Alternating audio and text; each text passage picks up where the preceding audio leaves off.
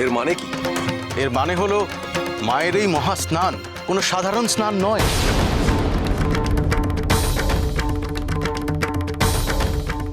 এ হলো মহাপুণ্য স্নান।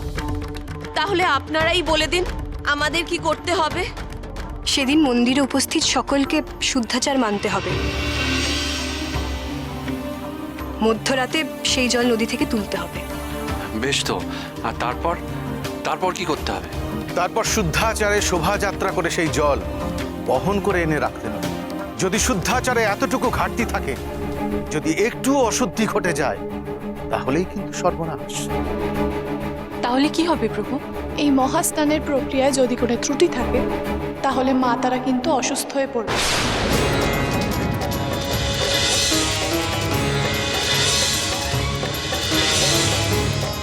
যেমন স্নান যাত্রার পরে জগন্নাথ দেবের জ্বর আসে, ওনাকে অনাথের ঘরে রাখা হয় 14 দিন, তেমনি মা তারাও জ্বরাক্রান্ত হবেন।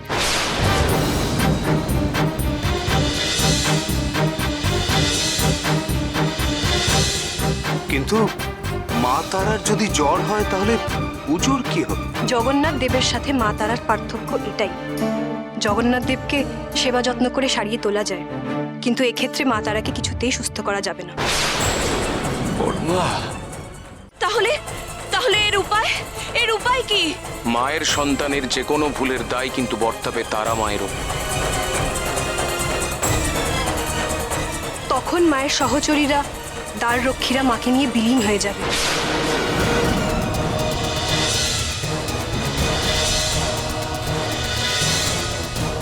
মায়ের ব্রহ্মশিলা উধাও হয়ে যাবে জগতের এক বিরল স্থানে। না না, তা কি করে সম্ভব? তাহলে তো এই তারাপীঠ অন্ধকারাচ্ছন্ন হয়ে যাবে। তারপর তারাপীঠ হয়ে উঠবে তারা শূন্য।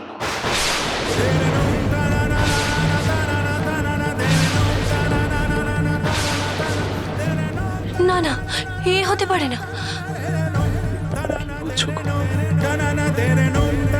তারাপীঠ হয়ে উঠবে তারা শূন্য। আপনি ঠিকই শুনেছেন বামদেব। যদি এই পবিত্র স্থানে কোনো অশুদ্ধ ঘটে তাহলে এই স্থানে তারা মাকে কিন্তু ফিরিয়ে আনা সম্ভব হবে না। কারণ এই ভুলের প্রায়শ্চিত্ত বড় সাংঘাতিক। এ কথা তোমরা সকলে মনে রেখো।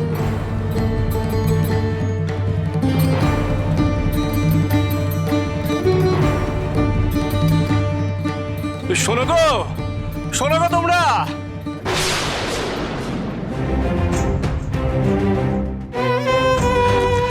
দয়া করে শোনো গো আমার কথা। আমি বেশ বুঝতে পারছি যে আপনারা কোনো সাধারণ সাধক সাধিকা নন। আমি আপনাদের কাছে হাত জোড় করে অনুরোধ করছি, দয়া করে আপনাদের আসল স্বরূপ আমাদের প্রত্যক্ষ করান।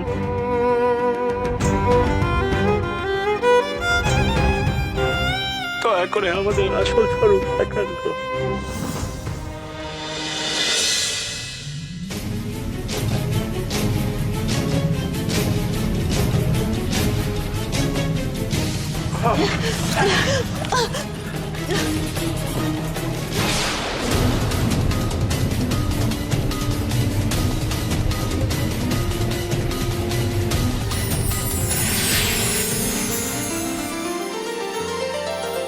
বামা তারা মাগো, তারা মাগো,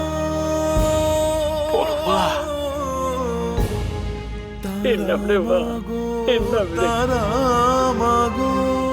এরা হলো বিদ্যা এবং অবিদ্যা।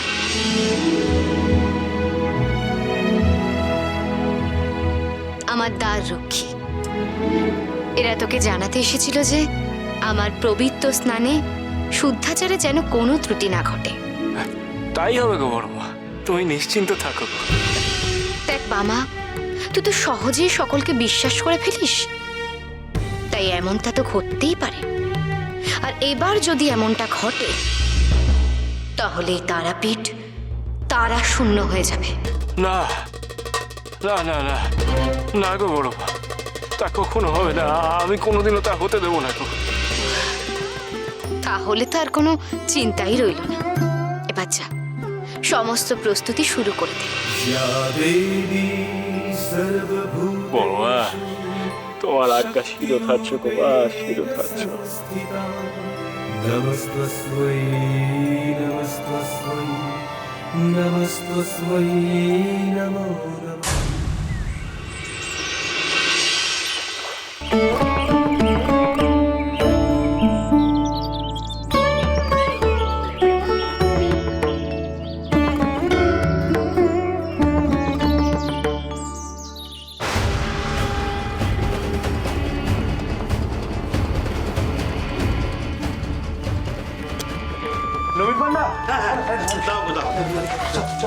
দোল উৎসব শেষ হতে না হতেই আরেক অনুষ্ঠান চলে এলো তারাপীঠে।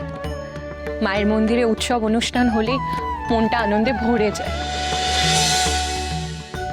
তবে দোলের পর যা অঘটন ঘটতে চলেছিল তাতে গোটা গ্রামবাসী ভীত সন্ত্রস্ত হয়ে পড়েছিল। ভালোই হলো বলো দিদি, পয়লা বৈশাখের দিনে মায়ের মহাস্নান তারাপীঠের বুকে আবার মহা আনন্দ ফিরিয়ে দিল। জয় তারা, জয় তারা, তারা, তারা। বাহ, বাহ, বাহ, বাহ, বাহ। রানীমা, তোমরা তো একেবারে সব যোগাযোগ তো শুরু করে দিয়েছো গো, হ্যাঁ? বেশ বেশ বেশ বেশ। ও লগেন কাকা, শোনো শোনো শোনো, এদিকে শোনো। হ্যাঁ বলো। শোনো, একে পয়লা বৈশাখ আর তারপরে এত বড় এক তিথি। আজ রাতে আমি মায়ের পুজোয় বসবো। তুমি কিন্তু দেখো ওই মাঝ রাতে মন্দিরের গর্ভগৃহে ঢুকে কেউ যেন আমাকে বিরক্ত না করে। ওই ওই ওই ওই শালা গদু আর নবীন পান্ডাকে ভালো করে বুঝিয়ে দেবে এই কথা, বুঝেছো? তুমি কিচ্ছু চিন্তা করো না ঠাকুর, ওদেরকে আমি পাখি পড়ার মতো পড়িয়ে দিয়েছি, কোনো ত্রুটি হবে না। বেশ বেশ বেশ বেশ। কাগজপত্র সব গুছিয়ে নিয়েছিস তো? হ্যাঁ দাদা নিয়েছি। ঠাকুর,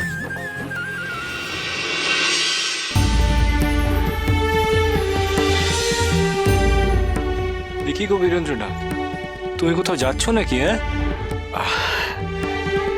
ঠাকুর, ওই কাচারির কাজে দাদা আমাকে সদরে পাঠাচ্ছে। কাজ শেষ হলেই আমি চলে আসবো। ও,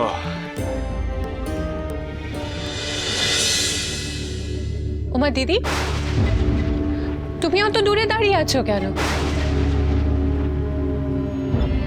এদিকে এসো, সবাই পুজোর কাজ হাতে হাতে করি।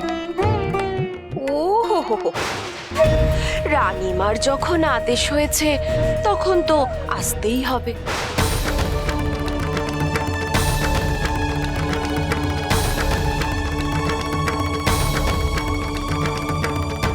দিদি, এরকম করে কেন বলছো?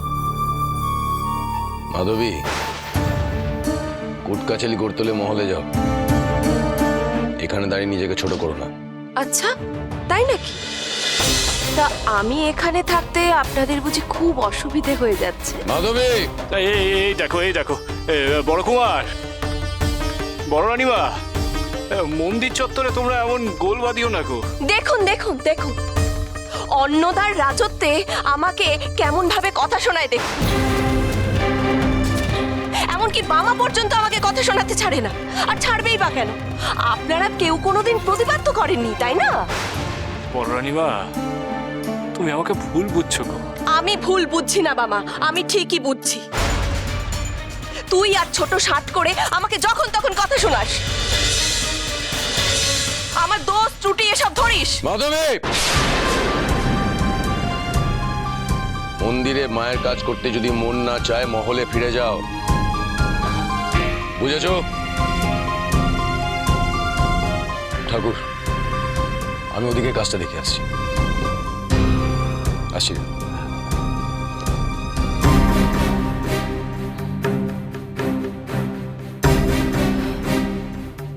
ঠিক আছে, আমি করছি কাজ।